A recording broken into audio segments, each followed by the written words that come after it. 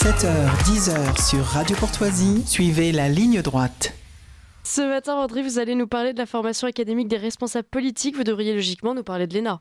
Et oui, vous visez juste Maud. En même temps, c'était pas très compliqué. Longtemps présentée comme la voie royale pour être un bon responsable politique, l'ENA n'est plus ce qu'elle était.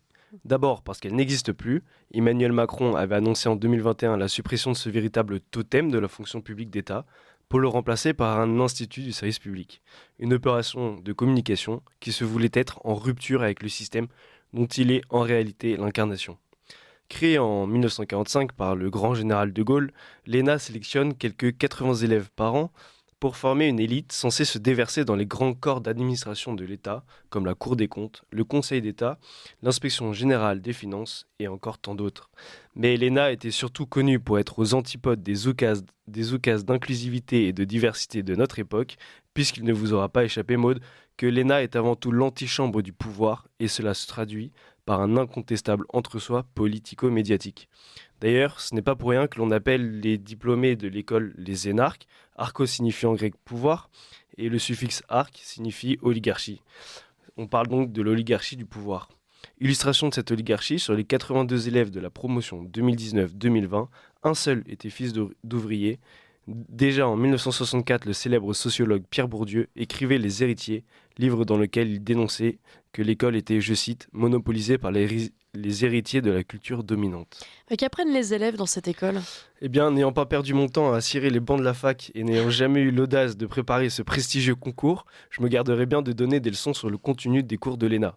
Mais tout de même, les recours de plus en plus récurrents au cabinet de conseil pour la gestion des affaires publiques nous forcent de constater que les formations dispensées dans cette école ne sont peut-être plus à la hauteur des enjeux que la France traverse.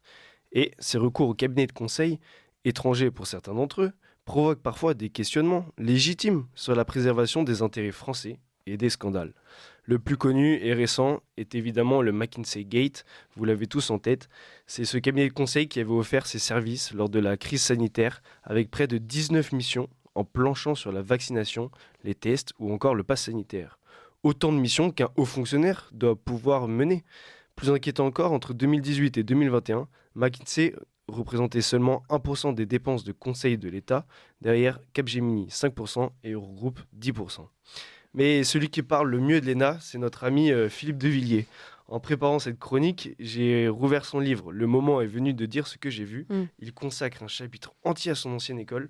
Alors, je cite, « Le huis clos du laboratoire de la rue des Saints-Pères abritait une folle ambition, celle de substituer l'administration des choses au gouvernement des hommes, pour qu'un jour les choses décident à la place des hommes. » Il ajoute « Cette école est un décalque mimétique et formel. On ne cherche pas à penser, à réfléchir, mais à reproduire. Cela donne des Attali, des Fabius ou des Juppé. » Alors Maud, sa plume est certes acerbe, mais à mon sens, elle touche du doigt une partie du problème.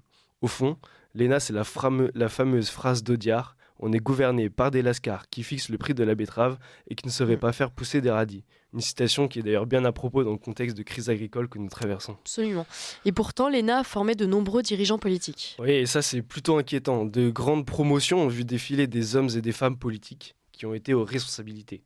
Celle de 1980 était entre autres composée de François Hollande, Ségolène Royal, Michel Sapin ou encore Dominique de Villepin. Celle de 92, Valérie Pécresse. Celle de 97, Édouard Philippe. Celle de 98, Bruno Le Maire. Celle de 2001, Laurent Wauquiez. Mais la plus renommée reste la promotion Sangor de 2004, dans laquelle étaient Sybille Veil, patronne de Radio France, notre cher président Emmanuel Macron, Gaspard Gonzer, conseiller en communication de François Hollande, Amélie Oudéa-Castéra ou encore Mathis Vichera, directeur de Sciences Po Paris. Le point commun entre tous, Maud, c'est qu'ils jouissent aujourd'hui des agapes du pouvoir et qu'ils sont, en grande partie, les liquidateurs d'une France souveraine, administrée et d'un État fort. Ouais, sacrée promotion. Mais les choses semblent changer. Les responsables politiques sortent de moins en moins de cette école. Oui, décidément, rien ne vous échappe. La première véritable rupture, c'est l'ascension en 2007 de Nicolas Sarkozy au pinacle élyséen. En effet, il se démarque de ses prédécesseurs Valéry Giscard d'Estaing et Jacques Chirac. L'avocat de formation n'est pas diplômé de l'ENA. Et depuis, rares sont ceux qui, à droite comme à gauche, passent par cette école ou sa remplaçante, l'ISP. Regardons les personnalités montantes de la vie politique. À gauche, d'abord, Jean-Luc Mélenchon a fait des études de lettres, Raphaël Glucksmann, Sciences Po, idem pour Marine Tondelier pour les écologistes, Anne Hidalgo des études de sciences sociales. et même son cloche à droite. Éric Ciotti a fait Sciences Po, Marine Le Pen des études de droit, comme sa nièce Marion Maréchal. Éric Zemmour, lui, il a raté l'ENA. Jordan Bardella n'a pas terminé ses études de géographie, tout comme Stanislas Rigaud, qui a l'habitude d'être dans cette matinale. À droite, la petite seule exception de ma démonstration, c'est Sarah Knafo. Elle est sortie dans la botte de l'ENA et sa réussite, par sa rareté, a provoqué une certaine fierté dans les milieux de droite, qui tenaient enfin dans leur rang une énarque. En fait, aujourd'hui, l'ENA ne semble plus qu'être la grande école de la Macronie et de ses ministres.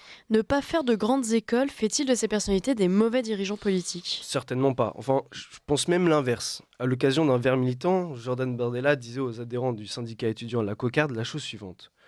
Ce sont les surdiplômés qui ont fait que nous sommes dans une situation catastrophique. C'est nous, les patriotes sincères, qui ont véritablement la France au cœur, qui devront exercer le pouvoir demain. Là-dessus, il a raison. Pourquoi s'entêter à élire des dirigeants qui sortent des mêmes milieux, des mêmes écoles et qui continuent de plonger le pays sous la dette, l'immigration incontrôlée, l'insécurité galopante, qui bradent la souveraineté de la France à coups de traités internationaux ? Au fond, face à l'urgence d'une France en perdition, peu importe le nombre des breloques diplômantes que conservent les politiques dans leur giberne, seul compte qu'ils soient animés par la plus noble des volontés, celle de redresser leur pays en étant soucieux du bien commun. Très belle conclusion, merci beaucoup Vendredi de Garpel. On vous retrouve quel jour normalement ? Je sais pas, moi quand vous voulez. Ah voilà, quand vous voulez, quand vous m'appelez. Voilà. À la semaine prochaine. À la semaine prochaine, au revoir.